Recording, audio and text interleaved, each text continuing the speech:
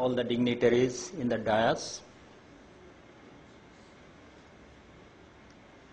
I am really very much thankful to the organizers to giving me the opportunity to share about the experience of our experience about the pipeline integrity. First of all, I like to tell you that each and every company has set the goal 0. That is the HSE in the safety, health and environment, that is the setting the goal 0. That is the pipeline integrity, it is also in the purview of that, which means that is there should be the 0 injuries to the individual, 0 injuries to our asset, 0 injuries to our environment. So it is easily, it can be achieved easily. It is not a very difficult task.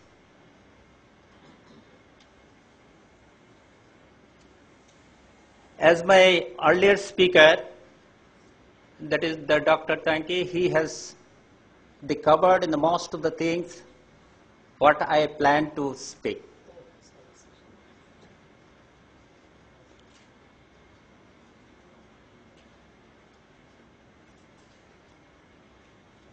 For the integrity of the pipeline, it starts from the design stage. As Mr. Soni told that, as the design stage, that is, you have to take all the aspect. In that respect, I like to point out that in 200, yes, we have laid one pipeline. I think that is the designers were of the Premium Design Institute. They have designed that line from one of our unmanned platform, that is the JDA, to ICP complex.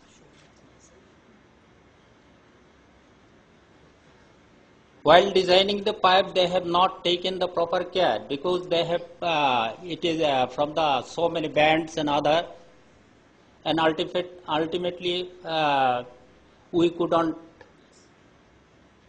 pick that line since inception, and the ONGC is planning to lay an additional line for the evacuating the hydrocarbons that unmanned platform. So in the design stage, it is a very, one should be very cautious while designing all the aspects, seeing the soil conditions, your geographical conditions, your environment, all other things. Second thing, that is the while the designing, that is the what is the standards and the code it to be maintained. The third thing is that is the maintenance. Okay, we are laying the pipeline. If you not maintain, if you can maintain the pipeline, you must got the record, and you must heard that is the most of few pipelines that is lasting more than 50 years. And few pipelines just of the laying within a year or two, it is started leaking or rupture or whatever it may be. That is the depends. That is the maintenance of the pipeline. It is the playing a vital role. In that case, I thanks to OSD because they have made a lot of efforts and they have developed a lot of standards like standard 141, 214, 226, and lot of standards and lot of guidelines and lot of it. If it were the maintains, all the standards are maintained, I think that is the recently, as my earlier speaker, that is he has mentioned that is there is a disaster that happened in the what is called in the Rajmandi. It would not been happen.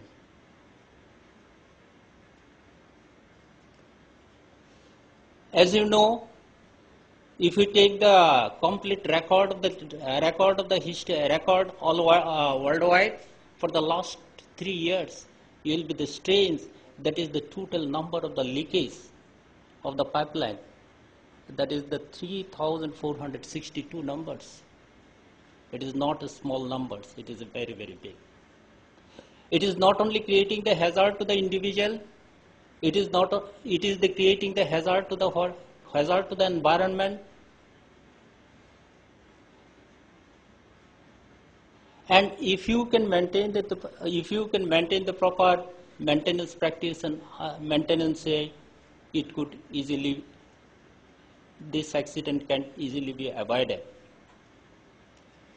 In that context, I like to tell you that is our company, that is ONGC.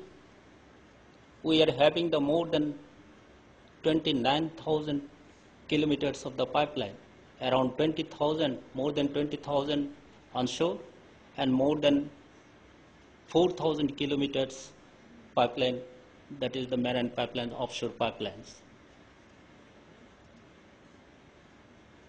So for the offshore pipelines is concerned,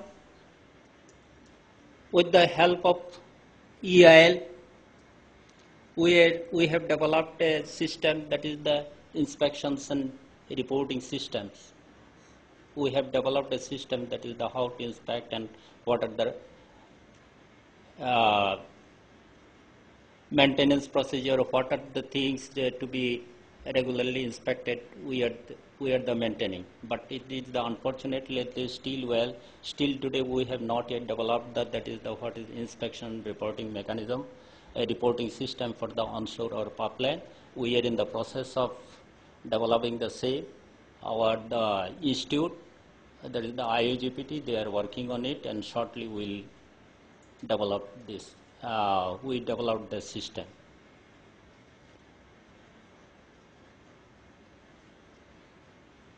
Another thing, that is the most important things, that is the what in the operating the pipeline system, that is the process safety.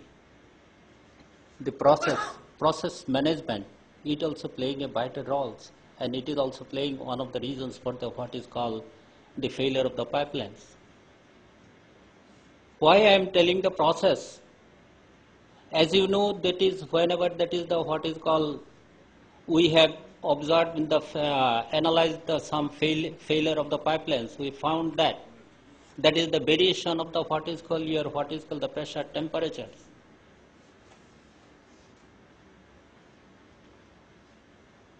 Not maintaining that is what is called the desire, what is called the parameters of the product we are transporting through this year. This also leading to the one of the major cause for the what is called the pipe failures in here. Because always there is a change of the pressure and temperature of the, because always the pipelines in the what is called in the dynamic tests, and it also aggravate for the what is called the failure of the pipelines. And recently we have conducted study of around 28 numbers of cases in our institute, that is the IUOT, 28 numbers, where we found that out of 28 numbers, that is around 16 cases because of the internal corrosions. That is 16 cases because of the internal corrosions, and 7 because of the external corrosions, and 3, that is the combination of the both.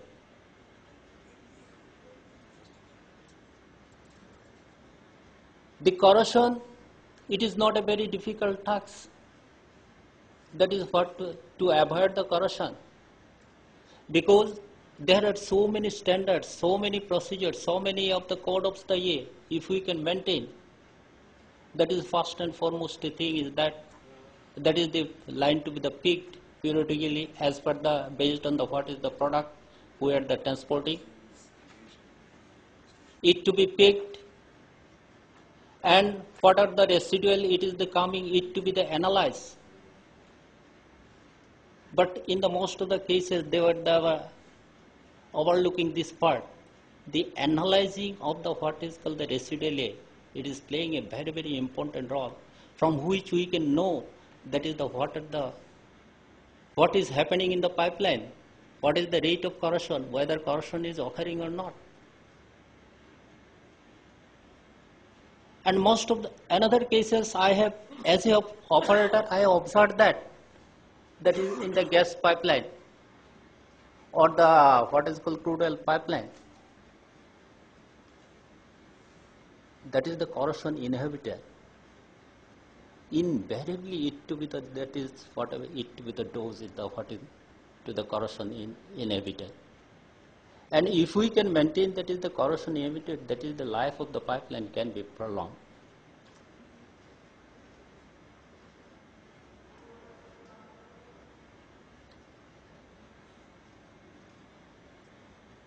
And for ONGC, as you know, that is the most of the asset.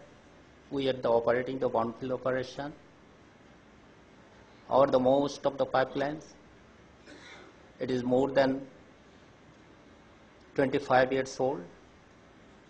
Our company has taken a decision on whether it is a policy to replace all the old pipelines on the onshore. On an average, more than 800 kilometers pipelines we are replacing, and about the offshore, on an average, we have different, that is the pipeline replacement project. Always it is continuously, it is going under each project. We are around 300 kilometers of the pipelines we are the replacing.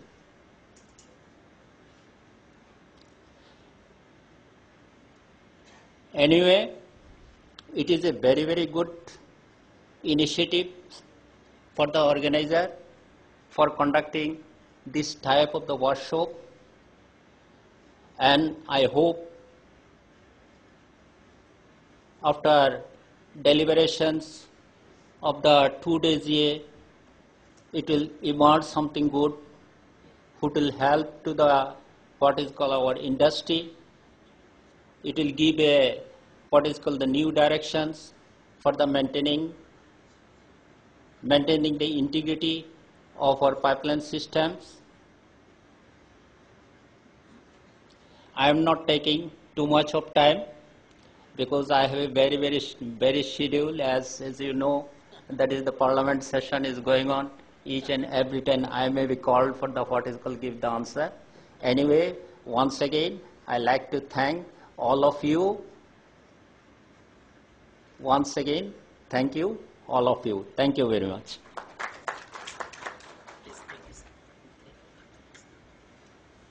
Thank you, Mr. Das. May I now request Mr. Hirak Datta, Executive Director, Oil Industry Safety Directorate, Ministry